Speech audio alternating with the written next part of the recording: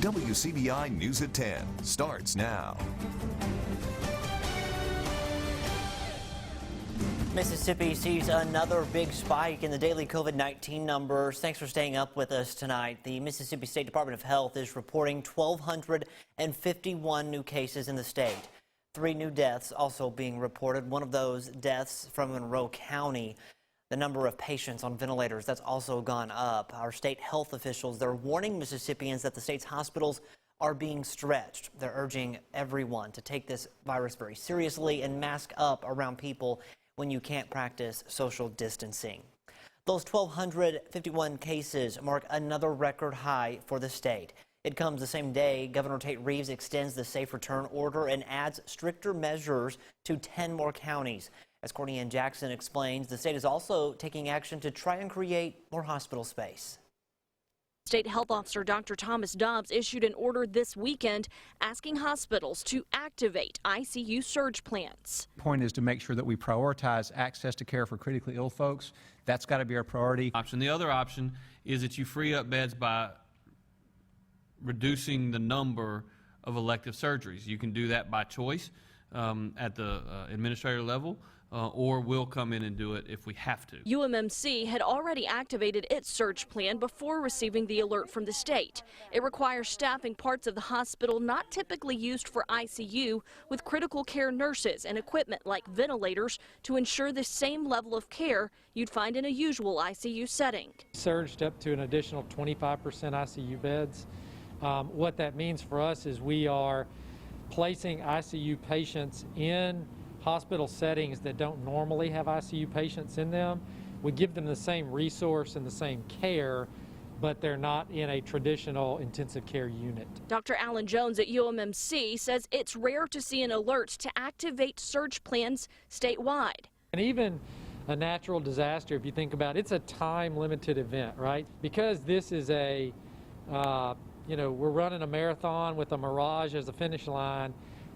We don't know how long we can sustain this degree of surge. The system is not built for unlimited surge capacity. Dobbs conceded Monday that it's not a long-term solution. We may be at crisis standards of care within the next several weeks if we're not careful. Putting people in open wards, it's doubling up rooms, it's housing people in places that they don't normally stay for medical care.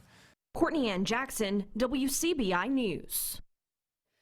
As COVID-19 cases surge across the country, President Trump will begin to hold daily briefings at the White House again.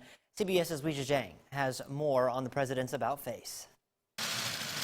President Trump said coronavirus briefings are making a comeback, in part because they were so popular. I was doing them, and we had a lot of people watching, record numbers watching. But the president stopped holding them at the end of April as polls showed they were hurting him politically, and after he received sharp criticism for asking this question about disinfectants. And is there a way we can do something like that by injection inside or almost a cleaning? Mr. Trump has also been accused of using the briefings to campaign. Rallies have been limited because of the pandemic. We have had this big flare-up in Florida, Texas, a couple of other places. And after months of downplaying the importance of face coverings. You can do it, you don't have to do it. I'm choosing not to do it. President Trump tweeted this photo, writing, "Many people say that it is patriotic to wear a face mask. There is nobody more patriotic than me," but he's only worn a mask once in public. Meanwhile, another potential setback for the Republican National Convention in Jacksonville, Florida. Today, the sheriff expressed concerns and worried the community would be at risk, citing a rushed time frame and lack of resources to prepare. As President Trump and Republican lawmakers hash out details for the next financial aid package, they are expected to extend unemployment benefits to 25 million Americans currently receiving $600 a month. But they want to slash that amount to $200 to $400. Weijia Zhang, CBS News, the White House. Some active summer storms across the region this afternoon. Now into the evening hours, we have a pretty good storm right over Houston right now. There's some good lightning with that, maybe some wind gusts over 30 miles per hour. Lots of heavy rainfall too. It is drifting back to the west at about 20 miles per hour near the Houston area. That is going to be approaching Vardaman, and maybe if it holds together, Calhoun City. Look at that lightning show right there. We've zoomed on in from our Alpha Insurance camera in downtown Columbus right here at WCBI. Still very vivid with these tall clouds. Look at that. That's how it looked earlier before sunset. Towering clouds, charged up atmosphere. Notice how we still have lightning out there. These clusters of storms will hang on into the mid-evening hours, and then they will magically poof and will go quiet tonight. And these storms probably don't have too much left in them. So give it some time. They'll go away. We'll see more showers and storms tomorrow. Another warm and muggy day with temperatures in the 90s. Your full forecast in just a few minutes. The nation continues to mourn the passing of civil rights icon Representative John Lewis. CBS's Nora O'Donnell has a look back at the moment that thrust him onto the national scene. As a freedom rider and as a congressman, John Lewis spent his life fighting for equality. But was the speech he gave at the 1963 March on Washington that gained him national attention? Tonight, a look back.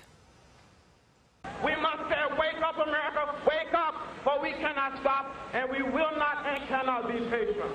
It was the day that Americans remember for Martin Luther King Jr.'s I Have a Dream speech. But it was the youngest speaker, John Lewis, who is remembered for giving the most fiery address. But we want to be free now. At age 23, Lewis had already been arrested for leading sit-ins to integrate whites-only lunch counters. Organizers were worried about his references in a speech to revolution and violence. My friends, let us not forget that we are involved in a serious social revolution. Lewis planned to rally the crowd to march through the South the way Sherman did and burn Jim Crow to the ground nonviolently. Instead, he said this. But we will march with the spirit of love and with the spirit of dignity that we have shown here today. Hundreds of thousands listened to him that August day at the Lincoln Memorial. Almost 60 years later and just a mile away, he would use his last public appearance to walk a D.C. street renamed Black Lives Matter Plaza. Very moving, very impressive. But while honoring George Floyd and others, his words from the 1960s still today resonate loudly for America. We are tired. We are tired of being beaten by policemen. And then you holler, be patient. How long can we be patient? A lot of moving words from John Lewis. Now, John Lewis was the last surviving featured speaker from the March on Washington.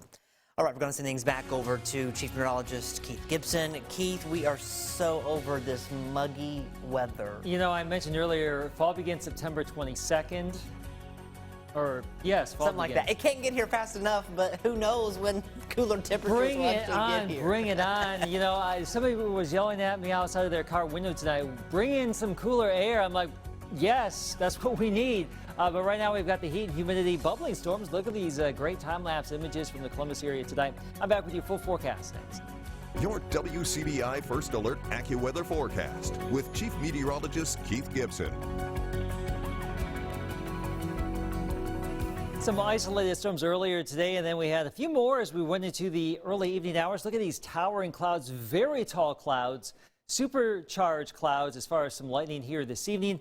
Our own Trevor Burchett out earlier checking out some of these clouds. And look at that Peleus cloud, a cap cloud on one of those towering storm clouds. That was one blowing up near the Air Force Base and back to the northwest. And this thing is still drifting back to the west. And look at all that lightning earlier spotted from MSU as well.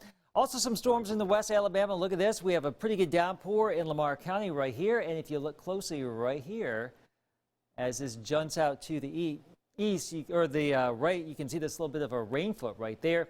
And also a nice little shower here in Lowndes County. We'll take anything we can get. The rainfall getting pretty spotty right now. So if you get one of these downpours, you may see a rainbow, some nice breezes. Stay connected with us here at WCBI with our news app. All right, let's go to our time lapses here from earlier at Durham's Pharmacy. Our Vernon camera shows some threatening clouds earlier today. I think we avoided most of the rain in town there, but still a lot of rain around Lamar County. A great sunset in Louisville, Mississippi here on our Monday night. Our first alert forecast, we've got Stinger Z just hanging out in the yard. We will have some scattered storms possible tomorrow, Wednesday, pop-up storms on Thursday. We are in the 90s. And outside of the storms, the heat index 100 to about 105 plus or minus here. So very warm. Hope for a storm or shower in your location. And we have a very good downpour right over Houston. This is drifting back towards Vardaman, maybe Calhoun City here, right along Highway 8. So this is where the rain is right now. The thunder and lightning is. We've had some showers and storms in Lamar County. Look at this, just collapsing over the last hour. And I think all of this will come to an end here within the next 30 to 45 minutes, more or less. So once we get into the late evening, the energy is gone, and then we'll just reset things for the next day, and that's what's going to happen. So pretty quiet morning on Tuesday. We'll likely see some more scattered showers and storms during the course of the day. Some of those could hang on into the mid-evening hours, much like tonight, and we'll do it all again, it would appear, on Wednesday. Afternoon storms, and those will go away into our Wednesday evening. So for tonight, the isolated storms fade away. 75 degrees, maybe a little bit cooler, and maybe some patchy fog in those areas getting rain right now. So it's going to be a muggy night and very warm tomorrow, low to maybe mid-90s. The heat index in the triple digits with more scattered storms around. That rain change about 40%. Also Wednesday, some of you will get soaked. Some of you will miss out here. And that's just the way it's going to be for the next 7 days. Scott? All right, Keith, thanks so much. Hopefully not raining in Choctaw County every day for these folks. Some Choctaw County readers, they're on the trail of a good book. We follow their lead when we come back. You're watching WCBI News at 10 with Scott Martin. Everyone, Baptist Golden Triangle says it's very short on blood supply. We're talking about blood donation in our Health Talk with Baptist. Hi, I'm Sandy Kilburn, medical technologist and supervisor of the blood bank at Baptist Memorial Hospital Golden Triangle. I want to talk to you about the importance of donating blood. Why are blood donors important? Here are some statistics. Every 2 seconds, someone in the United States needs blood.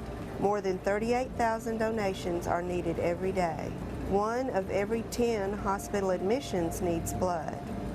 About 14 million units of blood are transfused each year in the United States. Nearly 21 million blood components are transfused each year in the United States. It is estimated that sickle cell disease affects 90 to 100,000 people in the United States. About 1,000 babies are born with the disease each year. Sickle cell patients can require frequent blood transfusions throughout their lives.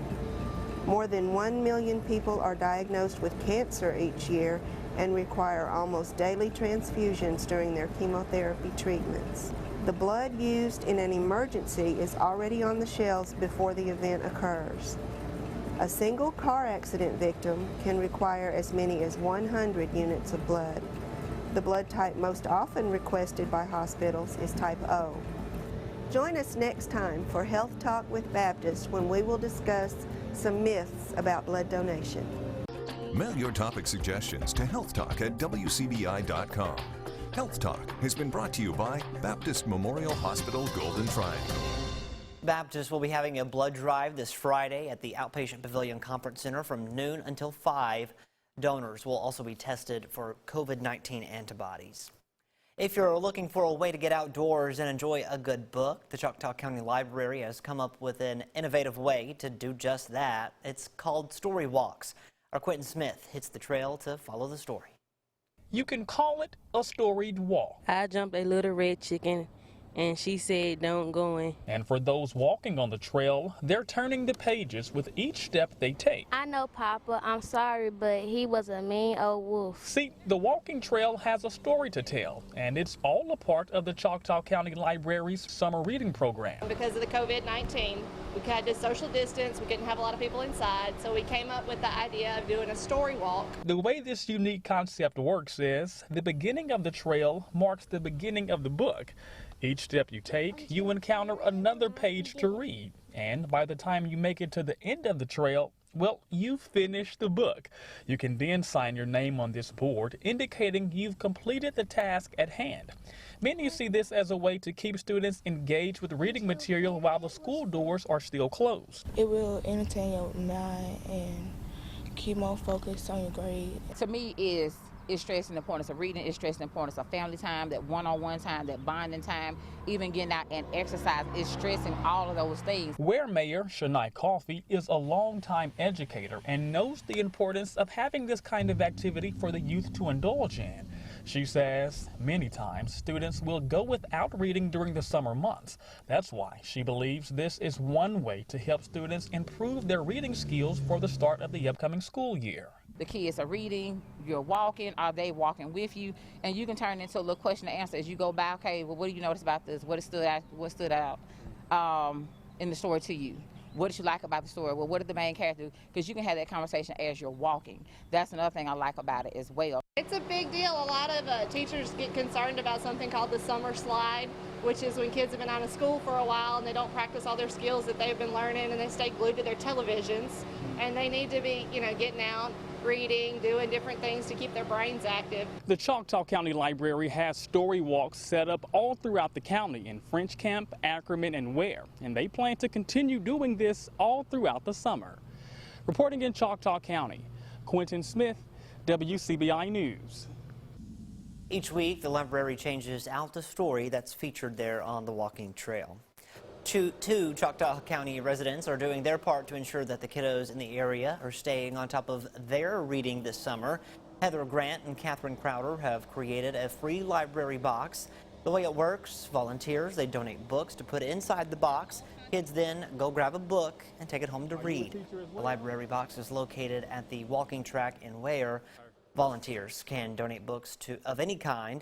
To find out exactly how to donate, just visit our website, WCBI.com. Our adventurers in Choctaw County don't stop at the library. The high school football tour heads to Ackerman to catch up with the Choctaw County Chargers. That's next in sports. Your WCBI Sports with Courtney Robb. The high school football tour continues on in 3A ball. The Choctaw County Chargers return after a strong first season under head coach Jeff Roberts. However, this year the Chargers are looking towards a gold ball. Choctaw County is stop number 29 on the high school football tour. WCBI Sports 2020 High School Football Tour is brought to you by Itawamba Community College, Cannon Ford of Starkville, Monroe County Farm Bureau, Max South Broadband, and the Bank of Vernon. It took us a couple games to kind of get in the right rhythm.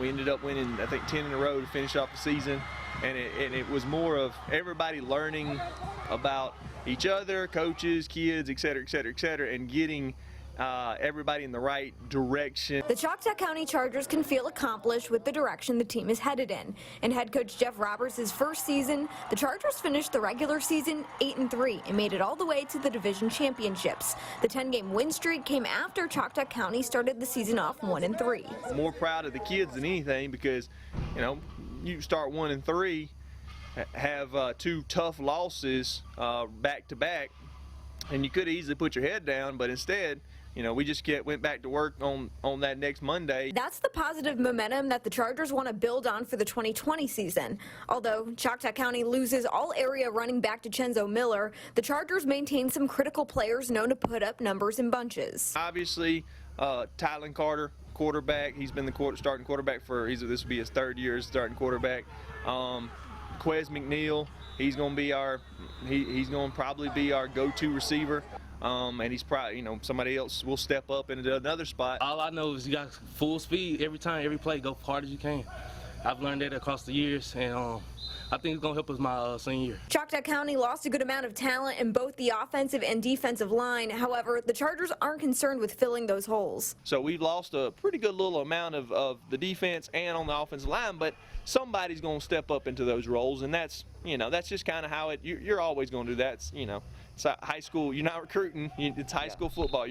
Somebody's going to develop into that role because they want that role, and there's some want to and willpower to get that job. So I hope everybody, we just want everybody pitching. We don't want nobody to do, just a bigger role. We want everybody to work together and make sure the chemistry is harder. So one person is not like left out the picture. Just make sure everybody working together and making plays all at the same time. Choctaw County starts the season off against Calhoun City on September 4th. We want that gold ball, baby. That gold ball. With the Chargers on the high school football tour, Courtney Robb, WCBI Sports.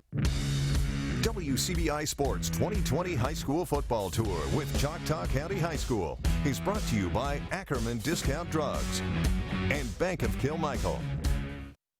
Plenty of high school football tour stops to look forward to in the coming days. Choctaw County is officially out of the way. We have stop number 30, Belmont, on Tuesday. And hey, we are already into the 30s. It means we are about halfway in the high school football tour. And then we get back to action again on Wednesday. Stop number 31 checks in with Houston. Head coach Ty Harden is out. Entering a new era for the Hilltoppers. Stop number 32 checks in with Noxubee County on Thursday. And then we head into Academy Week starting on Friday. Stop number 33 checks in with Calhoun Academy. Then Saturday, stop number 34, Hebron Christian. Moving into Sunday, stop number 35 checks in with Starkville Academy on Sunday. And then heading into the new week starting next Monday. Stop number 36, Heritage Academy, and then stop number 37 on Tuesday, Winston Academy. Plenty more from Academy Week 2 following that. And of course, for any of those stops you may have missed, you can always go visit our website at WCBI.com. That's it for sports. More for you when we come back. We've still got that thunder shower up here near Houston, approaching Vardaman, Chickasaw, and Calhoun counties right here. That will be raining itself out shortly. In Houston tomorrow, it should be a pretty quiet start. We'll likely see some scattered showers and storms for you and everywhere else, at least the chance thereof. Everyone's looking at an opportunity for a storm tomorrow and beyond, Scott, but not everyone will see it on those days, but we need the cool down. Definitely a little bit of a relief for sure. Thanks, Keith. Thanks for watching, everyone. Have a great night. We'll see you tomorrow.